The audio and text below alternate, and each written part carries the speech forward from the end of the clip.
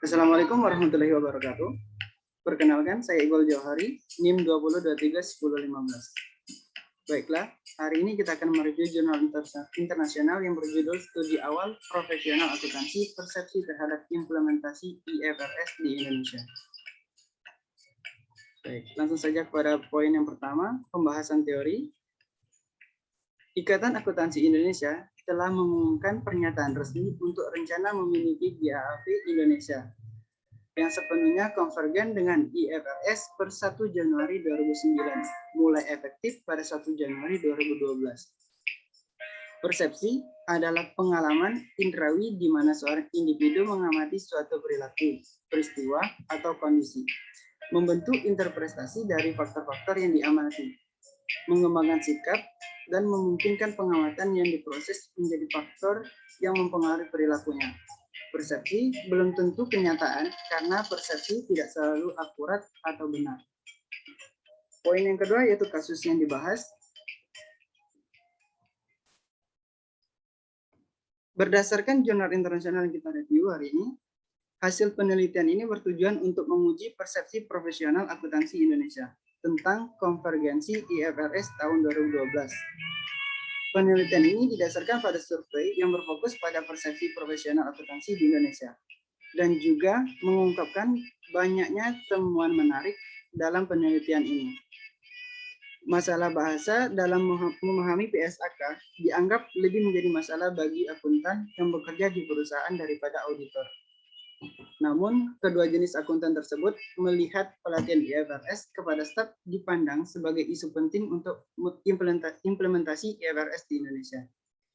Adapun pertanyaan yang terdapat dalam penelitian ini yaitu, apakah akuntan dan auditor memiliki persepsi yang berbeda terhadap penerapan IFRS di Indonesia?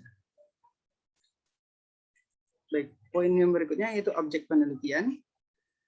Penelitian ini didasarkan pada survei yang berfokus pada persepsi profesional akuntansi di Indonesia, di mana sampel diambil dari akuntan yang bekerja di berbagai perusahaan dan juga dari auditor yang bekerja di kantor akuntan publik yang menghadiri Ikatan Akuntansi Indonesia dan Institut Akuntan Publik Indonesia selama bulan April sampai Mei 2010 di Jakarta, Indonesia. Jumlah populasi dalam penelitian ini adalah 275 akuntan dan auditor yang menghadiri 4 acara akuntansi di Jakarta yang diadakan oleh Ikatan Akuntansi Indonesia dan Institut Akuntan Publik Indonesia. Jumlah sampel sebanyak 143 responden, 76 akuntan dari perusahaan dan 67 auditor dari kantor akuntan publik. Poin berikut yaitu teknik analisis data. Teknik analisis data dalam penelitian ini terdiri dari 2 bagian, yaitu deskriptif dan analisis uji sampel independen atau UJT.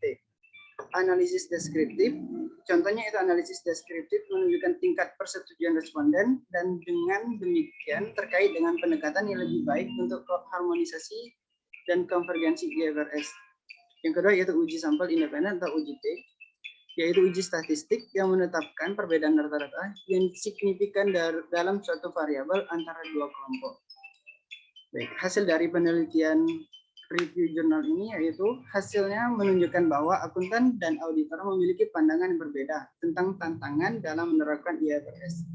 Hal ini dimungkinkan karena auditor atau responden PAP lebih mengenal bahasa PSAK karena berkonsultasi dengan PSAK merupakan bagian dari aktivitas mereka dalam berpraktik sebagai auditor. Oleh karena itu, auditor dapat diharapkan memiliki pemahaman yang lebih dalam tentang standar akuntansi dibanding dengan akuntan.